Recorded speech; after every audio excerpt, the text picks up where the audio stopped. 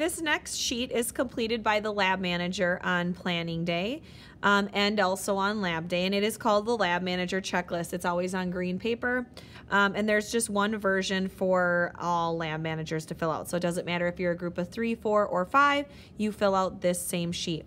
So if you look up here, it says complete above portion only on planning day. So on a planning day, I would only fill out this top portion up here. Then it says complete below portion only on lab day. So that's everything down here. So basically this is for planning day. This is all for the day of the lab. So as the lab manager, I would fill this in. So I would just put in my name if I was the lab manager. I would also put in all of my group members' names on this line.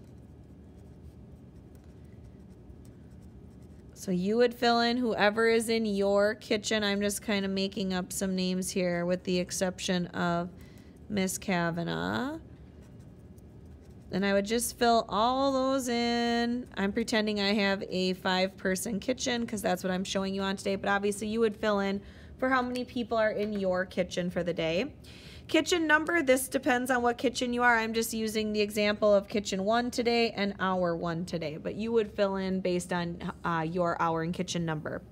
That is all you have to do on a lab planning day. So as a lab manager on planning day, you actually have a pretty easy job by just filling out the top portion. The bottom portion is completed on the day of the lab. And it basically asks you to look at what does the lab look like at the beginning of the hour, the middle of the hour, and the end of the hour. So when you get to the lab, how does the appearance look? How is equipment in the right spot? Are the dishes dry? Is the sink clean and dry? Is the floor clean and dry?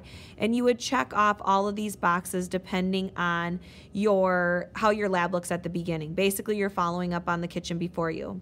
And then you would go through and mark off based on during the lab and the end of the lab to make sure that your group gets a 5 out of 5.